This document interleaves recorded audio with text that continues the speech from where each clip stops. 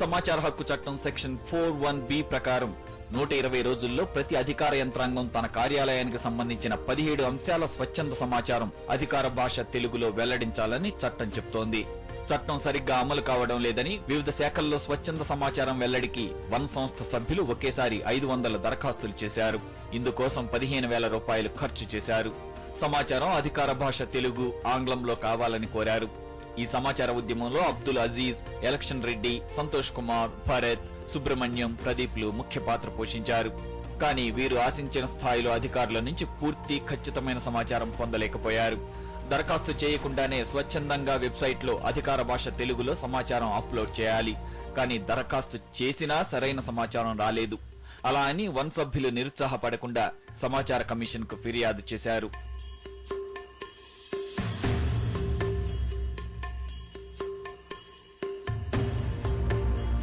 రెండు 2010లో చేసిన దరఖాస్తులకు 2012 సంవత్సరాంతంలో కేసులు విచారణకు వచ్చాయి.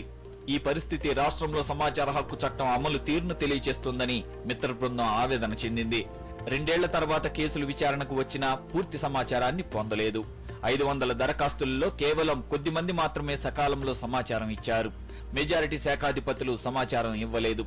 పైగా సమాచారం ఇచ్చామని అధికారులు చెప్పిన మాటలు నమ్మి సమాచార కమిషనర్లు అన్యాయం చేస్తున్నారని ఆవేదన వెలుబుచ్చుతున్నారు. వీరికి సంబంధించిన కొన్ని కేసులను విచారణకు స్వీకరించిన సమాచార కమిషనర్ విజయబాబు సకాలంలో సమాచారం ఇవ్వని అధికారులకు షోకాజ్ నోటీసులు ఇస్తున్నట్లు విచారణ సమయంలో చెప్పారని ఎలక్షన్ రెడ్డి తెలిపారు. తీర్పు కాపీలో ఆ విషయాన్ని పేర్కొనలేదని వన సంస్థ సభ్యుడు ఎలక్షన్ రెడ్డి తెలిపారు.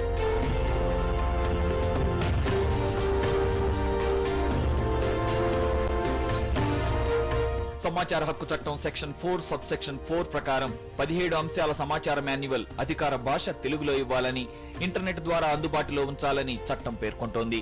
2010 సంవత్సరంలో నమోదైన 15,024 ఫిర్యాదు విచారణపై సమాచార కమిషనర్ విజయబాబు అధికారికి వత్తాసు పలుకుతూ తీర్పు ఇచ్చారని సభ్యులు పేర్కొన్నారు. దరఖాస్తుదారుడు అడిగినట్లు సమాచారం ఇవ్వడం కుదరదని తీర్పిచ్చారు. దరఖాస్తుదారులకు అండగా నిలబడి అధికారుల నుంచి సమాచారం ఇప్పించాల్సిన సమాచార కమిషనర్ విజయబాబు కంచే చేనుమేసిన చందంగా ఉంటే చట్టానికి రక్షణ ఎవరు కల్పిస్తారని వన్ సభ్యులు ఆవేదన వ్యక్తం చేస్తున్నారు.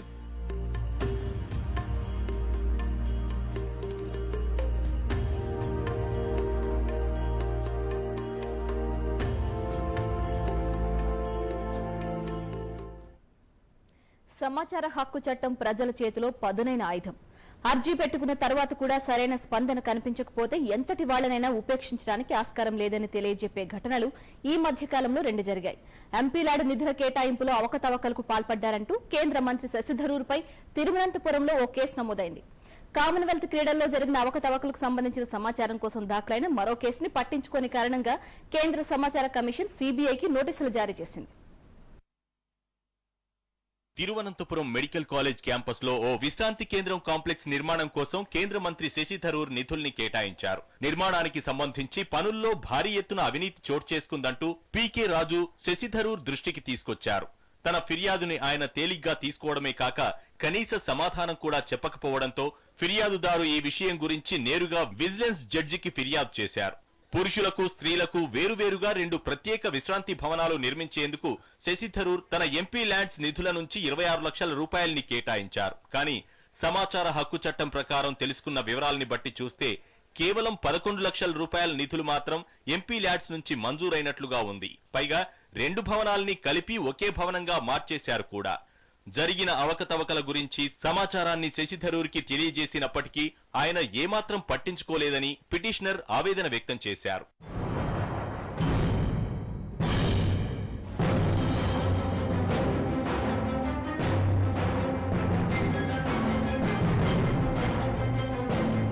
కామన్వెల్త్ క్రీడలకు సంబంధించి జరిగిన అవినీతిని ప్రశ్నిస్తూ సమాచార హక్కు చట్టం కింద దాఖలైన ఓ పిటిషన్ కి సమాధానం చెప్పడం ఆలస్యమైనందుకు సిబిఐకి కేంద్ర సమాచార కమిషన్ నోటీసులు జారీ చేసింది. అభ్యర్థనని పట్టించుకోకపోవడం, సరైన సమయంలో సమాచారాన్ని అందించకపోవడం లాంటి కారణాలకు ఎందుకు చర్యలు తీసుకోకూడదో వివరించాలంటూ సిబిఐతో పాటు ఢిల్లీ పోలీసులకు కూడా కేంద్ర సమాచార కమిషన్ షోకాజ్ నోటీస్ ఇచ్చింది. ఢిల్లీలో కామన్వెల్త్ గేమ్స్ పనులకు సంబంధించి ముఖ్యమంత్రి షీలా దీక్షిత్ తో పాటు ఇతర అధికారులు అవినీతికి పాల్పడ్డారంటూ దాఖలు చేసిన పిటిషన్ కి ఎందుకు సమాధానం ఇవ్వలేదో తేల్చి చెప్పాలంటూ న్యాయవాది వివేక్ గార్గ్ సమాచార హక్కు చట్టం కింద ఆర్జీని దాఖలు చేశారు. ఆయన సమాచార హక్కు చట్టం కింద డిసెంబర్ 21వ తేదీ 2011న ఢిల్లీ పోలీసులకు మే 30వ తేదీ 2012న సిబిఐకి సమాచారాన్ని అందించాలని అర్జీలు పెట్టారు. తను చేసిన దరఖాస్తుకు అధికారులు సకాలంలో సమాచారం ఇవ్వలేదంటూ ఫిర్యాదుదారులు కేంద్ర సమాచార కమిషన్ ని ఆశ్రయించడంతో ఆగమేఘాల మీద సిబిఐకి నోటీసులు జారీ చేశారు. సమాచార హక్కు చట్టం కింద అర్జీని అందుకున్న తర్వాత కూడా ఏమాత్రం స్పందించకపోవడం కేంద్ర సమాచార కమిషన్ కి ఆగ్రహాన్ని తెప్పించింది. నిర్ణీత గడువులోగా సమాధానం చెప్పి తీరాలంటూ సిబిఐకి నోటీసులు జారీ అయ్యాయి. సమాచార హక్కు చట్టం కింద ఫిర్యాదుదారులు ఢిల్లీ పోలీసులకు పెట్టుకున్న అర్జీ డిసెంబర్ 21వ తేదీ 2011న ఏసీబీకి సిబిఐకి చేరింది. చాలా కాలం తర్వాత కూడా అర్జీకి సంబంధించి ఎలాంటి సమాచారం అందకపోవడంతో కేంద్ర ప్రజా సమాచార అధికారి ఈ కేసులో జోక్యం చేసుకోవాల్సి వచ్చింది. తాజా నోటీసుల ప్రకారం పూర్తి వివరాల్ని అందించాల్సిన బాధ్యత ఇప్పుడు ఏసీబీ 1వ విభాగం భుజస్కంధాలపై పడింది.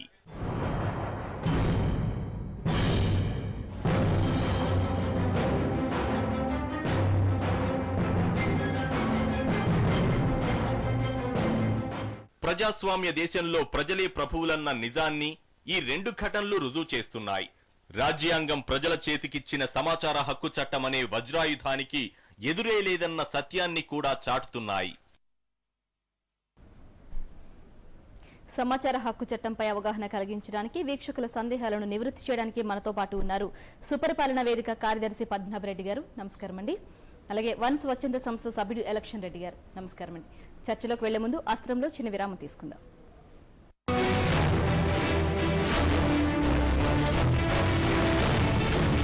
ఆయన ఎన్నో అవధానాలు చేశారు.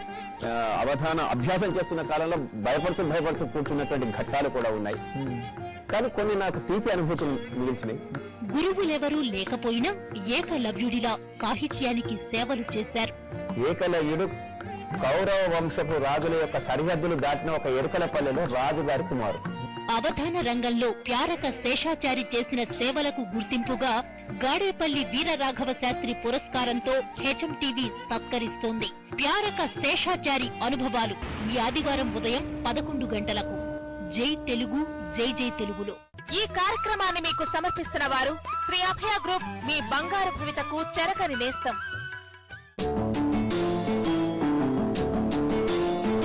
అడ్డం తప్పితే ఇంకెందుకు పనికిరాదు, నేను పాడు అని.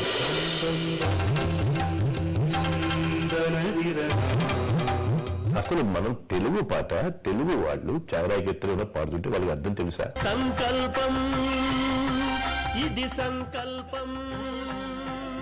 వేద గాయత్రి అగ్రహారం సంకల్పం ఇదొక సంచలనం. ఈ రోజు రాత్రి 8:30 గంటలకు ఈ కార్యక్రమాన్ని మీకు సమర్పిస్తున్న వారు వైష్ణవి కేటరర్స్, సహ సమర్పిస్తున్న వారు సాకేత్ ఇంజనీర్స్ ప్రైవేట్ లిమిటెడ్.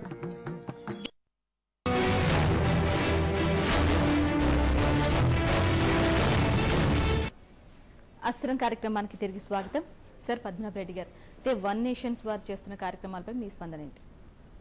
వాళ్ళు చాలా బాగా చేస్తున్నారు. యువకులు ఇంతకు మొదలే మనం అనుకున్నట్టుగా సాఫ్ట్వేర్ ఇంజనీర్స్ అంటే సాఫ్ట్ అని కాదని, యువకుల్లో ఈ సమాచార హక్కు చట్టాన్ని ముందుకు తీసుకువెళ్లాల్సింది యువకులే కాబట్టి చక్కగా అందరు విద్యావంతులు వాళ్ళు తీసుకెళ్తున్నారు. ఒక్కొక్క గవర్నమెంట్కు ఇట్లా కొన్ని స్వచ్ఛంద సేవా సంస్థలు ఉన్నాయి, వీళ్ళు ఈ విధంగా చేస్తున్నారు, ప్రజలు చూస్తున్నారని ఒక మంచి సందేశం ఇచ్చినారు. తర్వాత బేసిక్ వర్క్ ఏంటంటే సెక్షన్ 4 యొక్క అమలు ఏ విధంగా ఉందని సుమారు ఒక 500 దరఖాస్తులు వాళ్ళు ఇవ్వడం అంటే చాలా ముదావహం.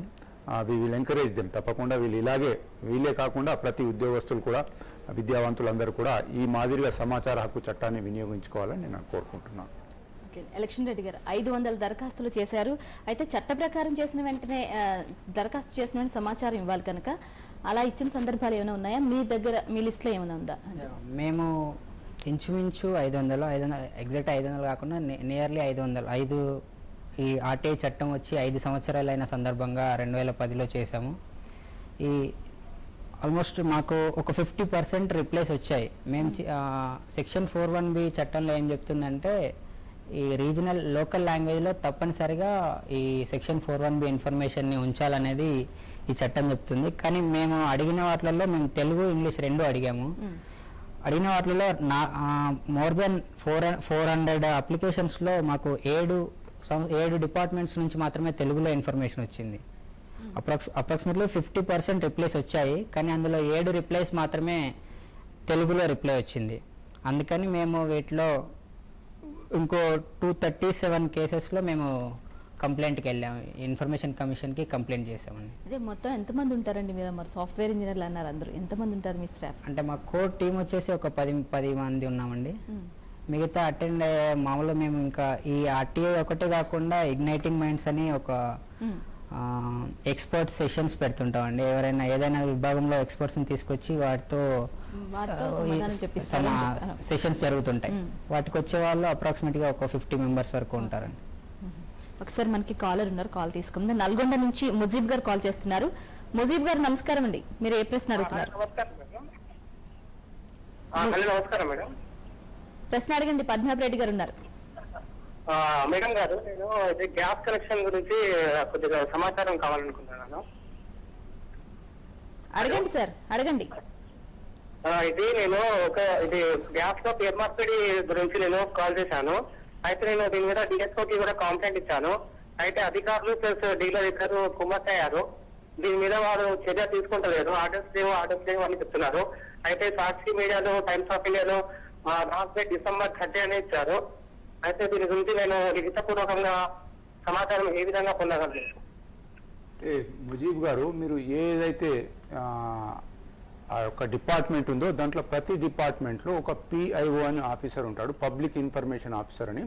వారికి మీ యొక్క సమస్యలు ఈ విధంగా ఉంది, నాకు ఈ సమాచారం కావాలని ఒక 10 రూపాయల ఇండియన్ పోస్టల్ ఆర్డర్ కానీ, మనీ ఆర్డర్ కానీ, లేకుంటే DD కానీ తీసి వాళ్ళకు అప్లై చేయాలి.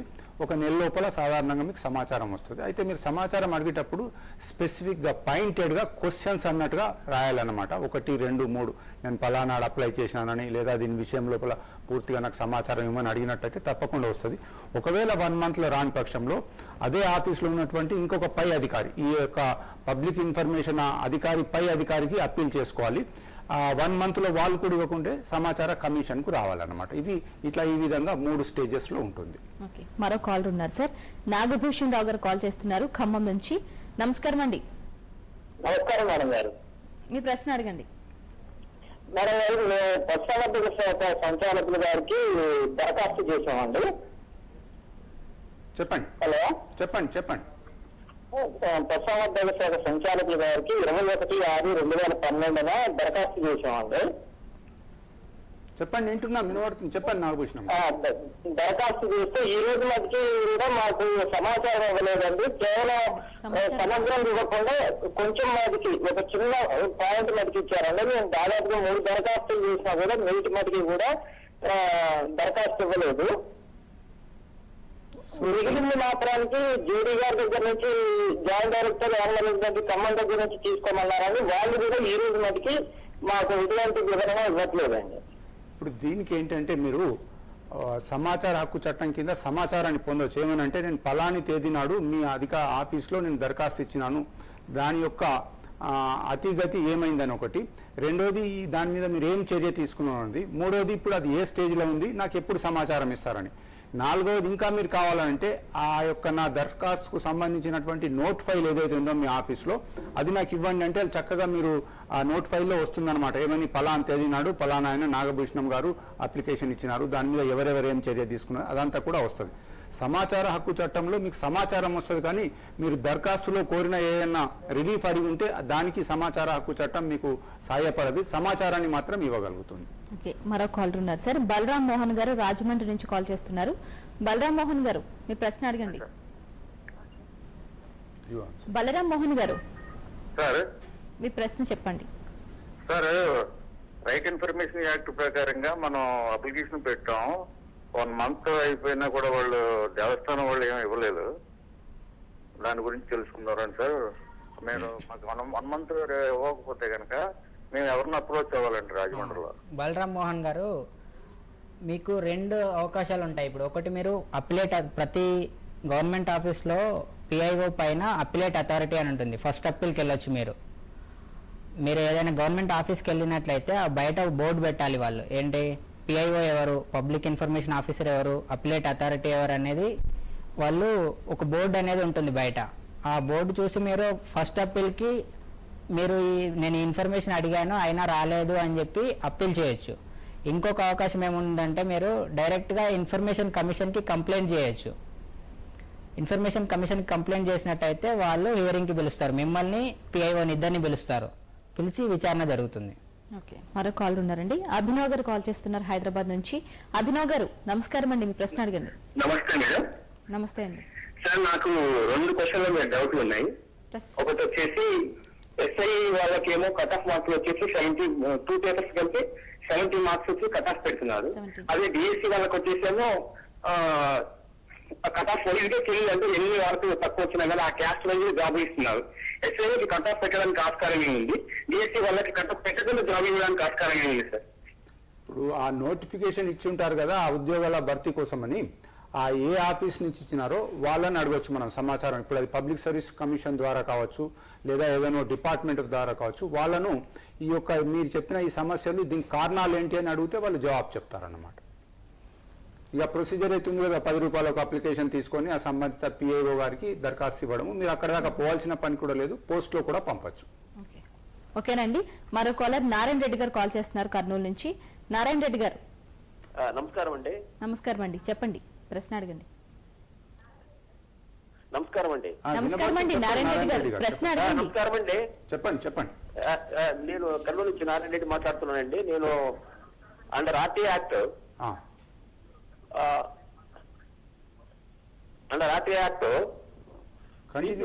అప్లికేషన్ ఇచ్చాను. ఒక డాక్టర్ది ఇన్కమ్ ట్యాక్స్ డీటెయిల్స్ కావాలని. కంప్లీట్ చేయండి ప్రశ్న. ఆర్టీ యాక్ట్ ప్రకారం 205 ఇన్కమ్ ట్యాక్స్ ఆఫీసర్ కు ఆర్టీ యాక్ట్ ప్రకారం అడిగానండి. అడిగితే ఒక డాక్టర్ ఇన్కమ్ ట్యాక్స్ రిటర్న్స్ వాళ్ళు సిపిఐఓ రివ్యూ చేశారు under section 8E and D అని. తర్వాత ఫస్ట్ అప్పీలేట్ అథారిటీకి కూడా అప్పీల్ చేశాము. అప్పీల్ చేసిన ఆయన కూడా రిజెక్ట్ చేశారు. ఒక డాక్టర్ ఇన్కమ్ ట్యాక్స్ రిటర్న్స్ ఎందుకు ఇవ్వకూడదు అనేది నాది ఒక ప్రశ్న అండి. ఇప్పుడు ఇక్కడ ఏంటంటే అది థర్డ్ పార్టీ ఇన్ఫర్మేషన్ కింద వస్తుంది. మీకు ఆ యొక్క ఇన్ఫర్మేషన్ తోని ఏదైనా ప్రజాహితము అయినట్టయితేనే ఇస్తారు, లేనట్టయితే ఇవ్వరు. థర్డ్ పార్టీ ఇన్ఫర్మేషన్ చట్టంలో క్లియర్ గా ఉంది. ప్రతి వాళ్ళ యొక్క ఆస్తులు ఎంత, వాళ్ళ యొక్క ఇన్కమ్ ట్యాక్స్ రిటర్న్స్ ఎంత అన్నది సాధారణంగా మనం అడగకూడదు, మనకు అవసరం లేదు. మీకు ఏదైనా డాక్టర్ ఏదైనా అవినీతి పరుడు అనుకుంటే డైరెక్ట్ గా ఏసీబీ వాళ్ళకు మనం కేసు పెట్టచ్చు. కానీ ఈ థర్డ్ పార్టీ చట్టం లోపల ఆ యొక్క మినాయింపు ఉంది కాబట్టి మనం దాంట్లో ఏమి చేయలేమండి. మీరు ఇన్ఫర్మేషన్ కమిషన్కి వచ్చినా కానీ ఆ థర్డ్ పార్టీ అధికారిని అడిగా డాక్టర్ గారిని అడుగుతారనమాట. ఇగో పలానా ఆయన ఇట్లా నిన్ను సమాచారం అడిగినాడు, మీ రిటర్న్ నీకు ఏదైనా ఇబ్బంది ఉందా ఇవ్వడానికని. ఆయన ఇబ్బంది లేదంటే ఇస్తారు, లేనట్టయితే ఇవ్వరు. మరో కాలర్ పివి రావు గారు కాల్ చేస్తున్నారు హైదరాబాద్ నుంచి. పివి రావు గారు అండి, చెప్పండి ప్రశ్న. Ex serviceman, service people. Okay. Exemption from toll tax. Toll tax exemption ఉందండి మాకు. ఓకే. అది దీన్ని national highway authority of India ఇచ్చిందండి. దాన్ని లెటర్ నెంబర్ చెప్పమంటారా? మీ సమస్య చెప్పండి, మీరు ఏం కావాలా మీకు ఇన్ఫర్మేషన్? ఎందుకంటే మేము ఈ ప్రయాణం చేసేటప్పుడు ఇది ఎగ్జామ్షన్ ఉంది, కానీ మేము వెళ్తుంటే వాళ్ళు ఇస్తలేదు. ఎగ్జామ్షన్ ఇవ్వట్లేదు. ఎగ్జామ్షన్ ఉంది కానీ వాళ్ళు మాది హానర్ చేస్తలేదు. ఇది November 17, 2006 నుంచి వచ్చింది. ఇప్పుడు ఇది నేషనల్ హైవే అథారిటీ వాళ్ళు ఏం చేస్తారంటే ఆ రోడ్లు ఏదైతుందో పబ్లిక్ ప్రైవేట్ పార్ట్నర్షిప్ లో చాలా మట్టుకు ఈ హైవేస్ రోడ్స్ అన్ని కడుతుంటారు. దానికి వాళ్ళు ఎవ్రీ 100 కిలోమీటర్స్ కు ఏదో కొన్ని నిబంధనల ప్రకారంగా అక్కడక్కడ టోల్ గేట్స్ పెడతారనమాట. సో ఎక్స్ సర్వీస్ మెన్ కు తప్పకుండా దాంట్లో ఎగ్జామ్షన్ ఉంటుంది కాబట్టి ఆ ఆర్డర్ని తీసుకొని వాళ్ళకి చెప్పండి. వాళ్ళు ఒప్పుకున్నట్టయితే వాళ్ళు మనం కమిషన్ కు వీళ్ళకు ఏది నేషనల్ అథారిటీకి అప్లై చేయొచ్చు. ఇది ఆర్టీఐకి సంబంధం లేదు, మీది గ్రీవియన్స్. ఇది అంటే మీకు ఒక అన్యాయం జరిగింది కాబట్టి దానికి సరి చేసుకోవడానికి national highway of authority of India అని ఉంది. వాళ్ళ దగ్గరికి వెళ్ళి ఈ విధంగా జరిగిందని ఒక ఉత్తరం ద్వారా రాయండి. మళ్ళీ రివైవ్ చేయమనండి. ఆ ఇన్స్ట్రక్షన్స్ ఏదైతున్నదో అన్ని టోల్ గేట్స్ కు మళ్ళీసారి చెప్పండి అని చెప్పాల్సిందే. దీంట్లో ఇన్ఫర్మేషన్ అడిగేది తీసుకునేది ఏమీ లేదు. ఇది అందరికీ ఉపయోగపడేది. మరొకళ్ళు కిరణ్ గారు కాల్ చేస్తున్నారండి హైదరాబాద్ నుంచి. కిరణ్ గారు మీ ప్రశ్న అడగండి. నమస్కారం సార్. నమస్తే, చెప్పండి సార్. యాక్చువల్లీ మా ఇంటి దగ్గర టవర్ పెట్టారు సార్.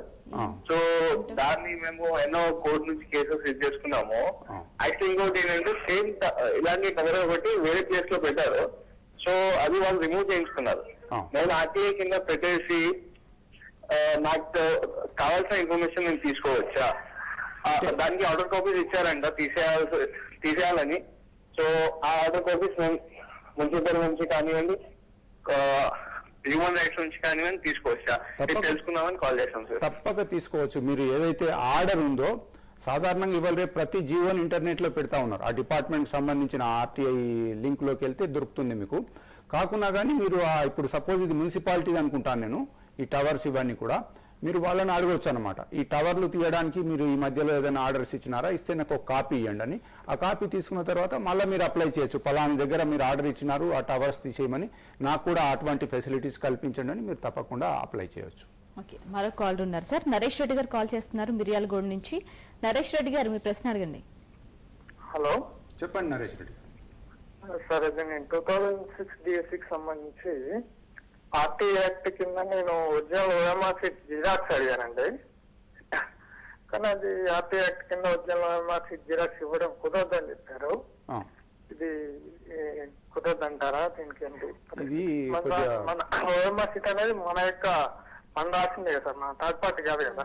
ఇది కొంచెం క్లిష్టమైన సమస్య. ఎందుకంటే ఇప్పుడే పబ్లిక్ సర్వీస్ కమిషన్ కు ఇన్ఫర్మేషన్ కమిషన్ కు మధ్యలో కొట్లాట జరుగుతుంది, హైకోర్టు దాకా పోయింది. కాబట్టి మీకు ఎవరు రిఫ్యూజ్ చేసినారు? ఇన్ఫర్మేషన్ కమిషన్ దాకా వెళ్ళినారా, మీరు ఓన్లీ పబ్లిక్ సర్వీస్ కమిషన్నే రిఫ్యూజల్ అయిందా? మీది పబ్లిక్ సర్వీస్ కమిషన్ లో ఫస్ట్ స్టేజ్ లో రిఫ్యూజల్ అయినట్టయితే మీరు సెకండ్ అప్పీల్కి వెళ్ళండి, లేదా స్ట్రేట్ గానే ఇన్ఫర్మేషన్ కమిషన్కి వెళ్ళి నేను ఇది అడిగినాను ఇవ్వలేదని అడగొచ్చు.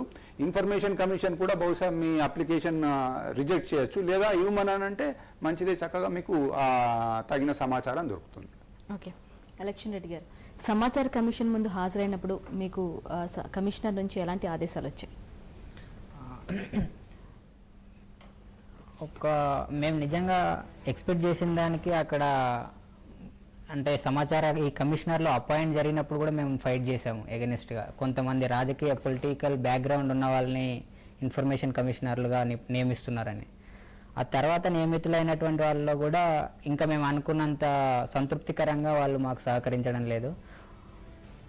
ముఖ్యంగా ఒకటి లోపం నేను అబ్జర్వ్ చేసింది ఏంటంటే, మొన్న ఈ మధ్య విచారణ జరుగుతున్న సమయంలో ఓరల్గా జరిగినప్పుడు మేము డిలే అయినందుకు షోకాజ్ నోటీసులు ఇప్పిస్తామని కూడా చెప్పారు విజయబాబు గారు, ఇన్ఫర్మేషన్ కమిషనర్.